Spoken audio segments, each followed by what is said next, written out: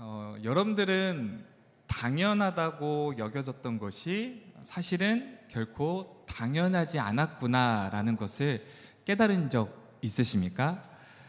제가 작년 캄보디아 선교를 떠나기 전 바로 전날 아침에 평상시처럼 일어나서 이 화장실에 가다가 넘어졌습니다.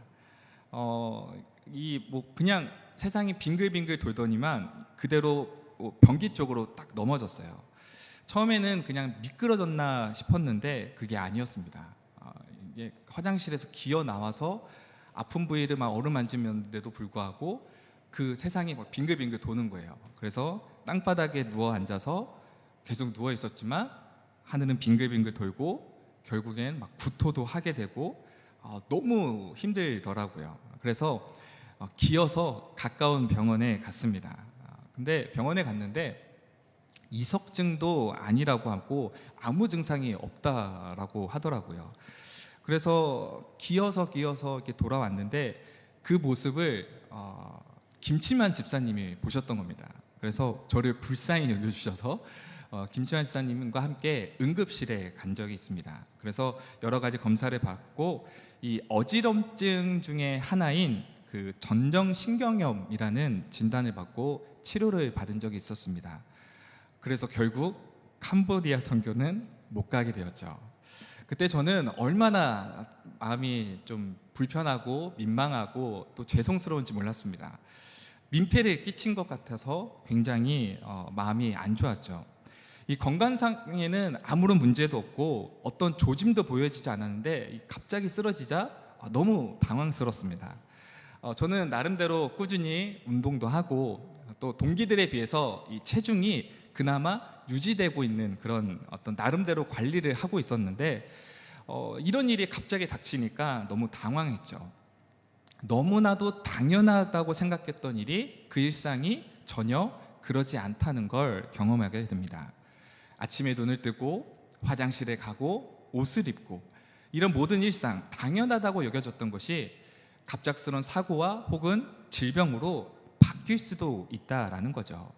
그래서 우리는 당연한 것들도 기도해야 하는 겁니다. 하루를 시작하기 전에 하나님, 우리에게 귀한 생명을 주셔서 감사합니다. 이렇게 기도도 해야 되고요. 또 식사하기 전에 하나님, 귀한 음식을 주셔서 감사합니다. 이거를 먹고 마실 때마다 강건케 하여 주시옵소서, 이렇게 기도를 해야겠죠. 또 잠들기 전에 어떻게 기도합니까? 오늘 하루도 무사히 잘 보내게 해주심에 감사합니다. 이렇게 기도를 해야 하는 거죠. 자, 오늘 본문에서도 당연하다고 여길 수 있는 그런 상황, 그럼에도 하나님께 기도하라라고 말하고 있습니다. 자, 본문 1절 말씀을 보죠. 봄비가 올 때에 여호와 곧 구름을 일게 하시는 여호와께 비를 구하라. 무리에게 소낙비를 내려서 밭의 채소를 각 사람에게 주시리라.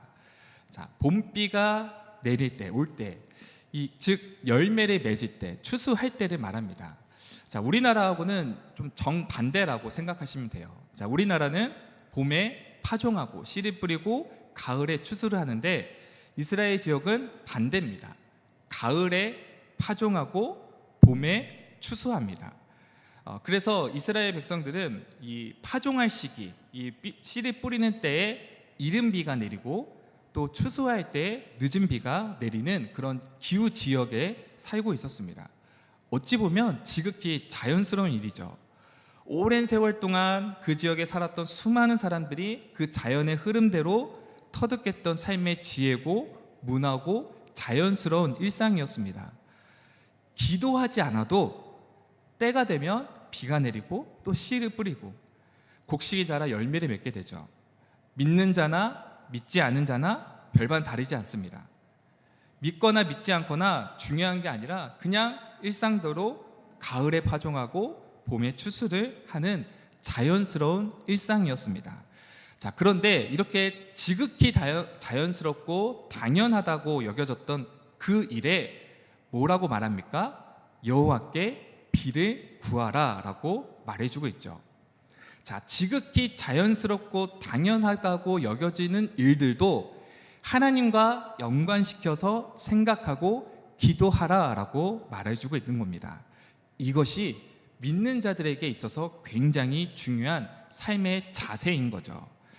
자, 시간이 지나면 자연의 흐름에 따라 태양이 떠오르고 바람이 불고 비가 내리고 늘 그랬듯이 흘러갑니다. 만약 오늘 떠올랐던 이 태양이 내일 떠오르지 않으면 어떡하지 하면서 막 의심하고 걱정하며 사는 사람이 있습니까? 전혀 의식하지 않죠.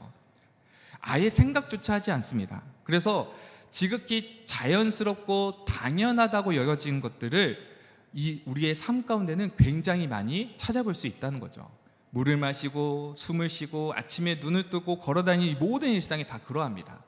그런데 이렇게 지극히 자연스럽고 당연하다고 여겨지는 것들도 하나님과 연관지어서 생각해 보면 이것은 하나님의 놀라운 섭리요, 은혜요, 한량없는 하나님의 사랑이다라는 사실을 깨닫게 되는 거죠.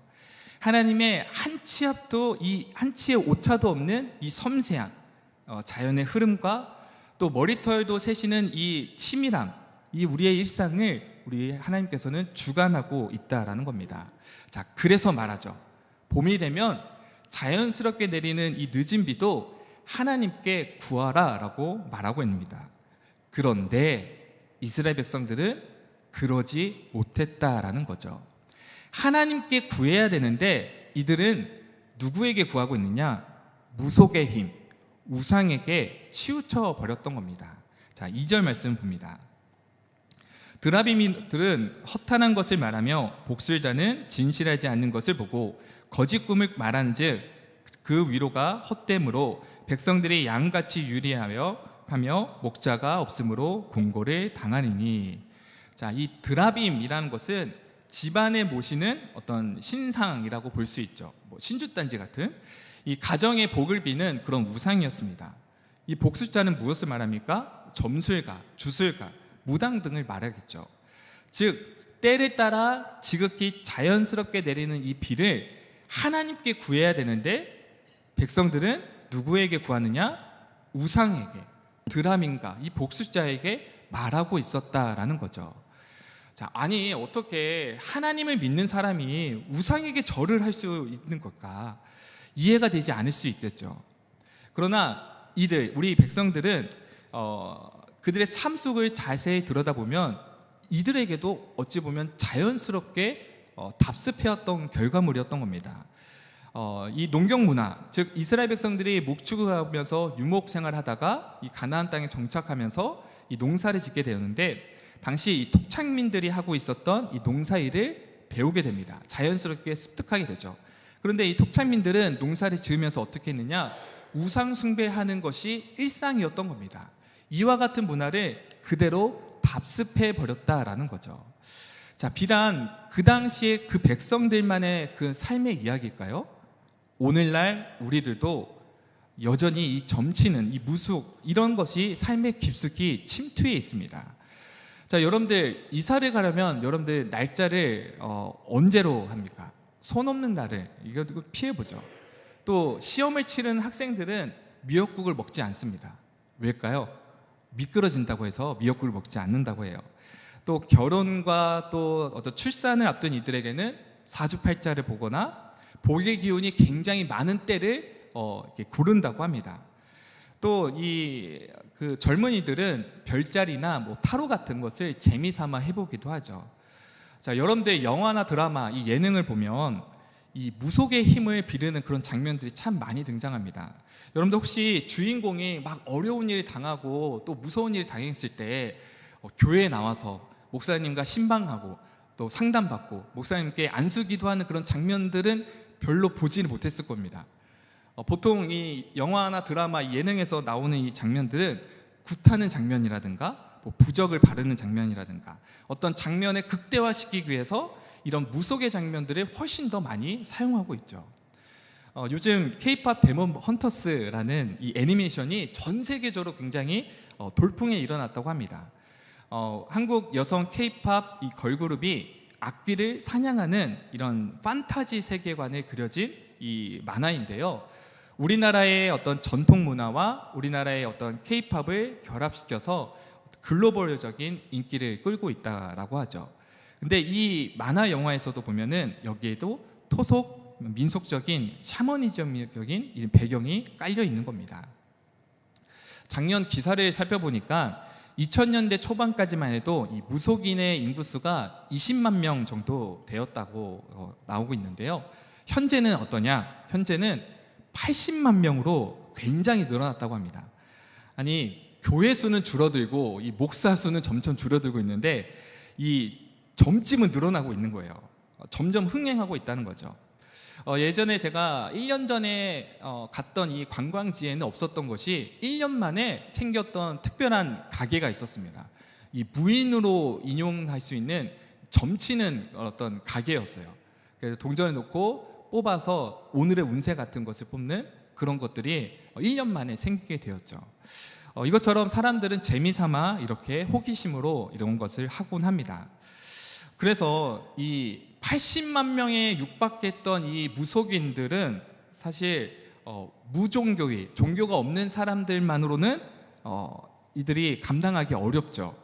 그래서 선한 사마리아를 불쌍히 여기는 마음으로 우리 교인들도 이 무속인들에게 어떤 긍휼한 마음으로 점집에 찾아가곤 합니다.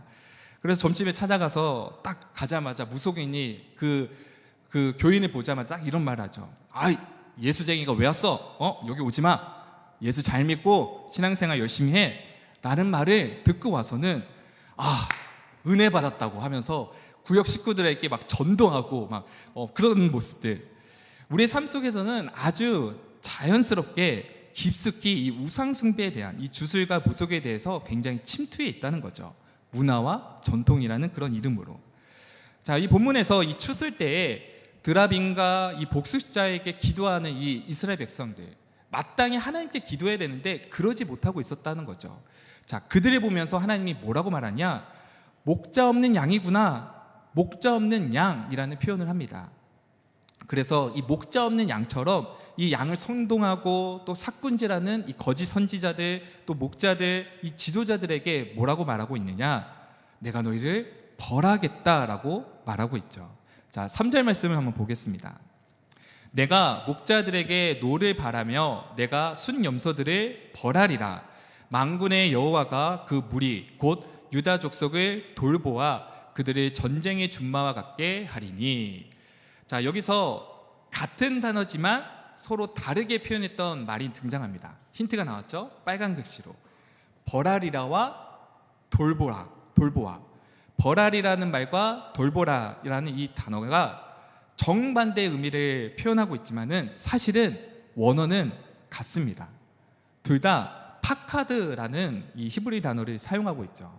이 파카드라는 단어는 방문하다, 찾아간다는 그런 의미를 갖고 있는데, 이 만군의 여호와 하나님께서 파카드 찾아가시는데 사꾼처럼 이 드라빈과 미신으로 이 백성들을 홀리고 목자 없는 양처럼 이렇게 삭군질하는 지도자들에게는 하나님이 파카드 벌하겠다라고 말해주고 있고, 유다 족속에게는 파카드 돌보겠다라고 말해주고 있다는 거죠. 자, 누군가에게는 하나님의 찾아오심이 심판이요, 저주요, 두려움으로 다가오지만 다른 누군가에게는 하나님의 찾아오심이 돌보심으로, 위로하심과 회복으로 역사한다라는 사실입니다. 자, 여기에 유다 족속이 나오죠. 자, 유다 족속을 통하여서 누가 나타났습니까? 신약에 보면 우리 구주 예수 그리스도가 이 족속을 통해서 태어나셨죠. 자, 유다 족속을 파카드, 돌보아 그들을 이 전쟁의 준마와 같게 하리니라는 이 말은 유다 족속을 통해서 나타날 예수 그리스도로 말미암아 목자 없는 양처럼 허우적대고 있는 이들에게 참된 안식과 참된 평안을 주어서 더 이상 이 실패자로, 패배자로 이렇게 살아가는 것이 아니라 전쟁의 준마로처럼, 전쟁의 승리자로처럼 살게 하겠노라라고 말씀하고 있다는 거죠. 자, 이게 어떻게 가능할까요? 예수님으로 말미암아 가능합니다. 사망 권세를 이기신 예수 그리스도로 말미암아 이미 그 승리를 경험하게 되었습니다. 죽음을 이기고 부활 승천하셔서 예수님이 나의 목자가 되심으로 말미암아 더 이상 이 드라빈, 이런 복술자의 그 거짓 선동에 허우적거리는 것이 아니라 몸과 마음을 빼앗기는 것이 아니라 나를 보호하시는 참된 목자 되신 예수 그리스도로 말미암아 그분의 보호하심과 그분의 승리케 하심을 따라 우리가 자유를 누릴 수 있다라는 거죠. 우리 4절과 5절 말씀 봅니다. 모퉁이 돌이 그에게서, 말뚝이 그에게서, 싸우는 활이 그에게서, 권세 잡은 자가 다 일제히 그에게서 나와서 싸울 때에 용사같이 거리의 진흙 중에 원수를 밟을 것이라. 여호와가 그들과 함께한즉 그들이 싸워 말탄 자들을 부끄럽게 하리라. 모퉁이 돌, 이 모퉁이 돌이라는 것은 집을 지을 때 굉장히 중요한 핵심 코어입니다. 이 모퉁이 돌이 굳건하고 바로 세워 있지 않으면 집이 무너져 내리죠. 내 삶의 기준, 이 코어가 되어주시는 이 모퉁이 돌이 누가 되십니까? 바로 예수 그리스도가 모퉁이 돌이 되어주십니다. 자, 에베소서에서는 이렇게 말씀하죠. 너희는 사도들과 선지자들의 터 위에 세우심을 입은 자라. 그리스도 예수께서 친히 모퉁이 돌이 되셨느니라. 그렇습니다. 오직 예수님만이 내 삶의 코어가 되어주십니다. 예수님만이 이 모든 영적 전쟁에서 승리를 가져다 주시는 유일한 분이십니다. 이미 이 모든 영적 전쟁, 이것을 승리하신 예수님과 함께 우리도 이 승리를 맛볼 수 있다는 거죠. 원수를 밟고 승리를 경험할 수 있다는 겁니다. 이 놀라운 은혜는 그들 백성에게 다시 부어주어서 주께로 돌아오고 구원받게 하고 기쁨과 즐거움으로 넘치는 그 자리를 가져오게 해주시겠다 말씀하죠. 자, 6절과 7절 말씀 봅니다. 내가 유다 족속을 견고하게 하며 요셉 족속을 구원할지라. 내가 그들을 긍휼히 여김으로 그들이 돌아오게 하리니 그들은 내가 내버린 일이 없었음은 같이 되리라. 나는 그들의 하나님 여호와라. 내가 그들에게 들으리라. 에브라임이 용사 같아서 포도주를 마심같이 마음이 즐거울 것이며 그들의 자손을 보고 기뻐하며 여호와로 말미암아 마음에 즐거워하리라. 자, 이어서 8절부터 11절까지 하나님 계속해서 말씀하시죠. 목자가 양을 부를 때 휘파람으로 불러서 모으듯이 내가 너희를 불러 모으겠다. 또 너희를 구속하겠다. 나를 기억하고 돌아와서 부족함 없이 회복시키겠다라고 말씀하고 있습니다. 지금 이 스가랴서는 바벨론 포로, 이 70년간의 이 포로 생활을 끝내고 돌아왔던 이들에게 말하고 있죠. 즉 이미 포로 생활을 청산하고 몸은 돌아왔습니다. 그러나 여전히 그들의 문화 속에서는 친바벨론적인 성향, 우상을 숭배하고 추수 때마다 바알에게 제사를 드리는 여전히 죄악된 그 문화와 습관이 그대로 답습하고 있었다라는 거죠. 그래서 목자 없는 양처럼 허우적대리고 시패자의 모습으로 살고 있었던 백성들에게 하나님은 분명하게 말씀하십니다. 내가 그들을 긍휼하게 여겨 그들을 돌아오게 하겠다. 몸은 포로 생활을 끝내 돌아와 있지만 아직까지도 여전히 삶 속에서 깊숙이 침투해 있는 저 친바벨론적인 사고, 그 문화, 그 우상 숭배에 정신 팔려 있는 그 백성들에게 정신 차려! 라고 말하고 있다는 거죠. 그들을 구속하고 구원하여 돌아오게 하여 참 승리자와 함께 승리를 맛보고 기쁨과 즐거움으로 자리를 참여할 수 있도록 회복시키겠다라고 말씀하고 있습니다. 자, 이것을 어떻게 가능하게 하십니까? 우리 12절 말씀 봅니다. 내가 그들로 나 여호와를 의지하여 견고하게 하리니 그들이 내 이름으로 행하리라. 내 이름으로 행하리라. 나 여호와의 말이니라. 만군의 여호와의 이름으로 행할 때 가능합니다. 이제 그 이름이 우리 가운데 임하셨습니다. 우리 가운데 그 이름이 가까이 임했죠. 승리의 이름, 오직 그 사망과 그 권세, 이 사단의 세력부터 자유케 해줄 수 있는 유일한 이름, 오직 예수 그리스도, 그 이름으로 말미암아 우리는 담대히 하나님께 나아감을 얻게 되었다는 사실입니다.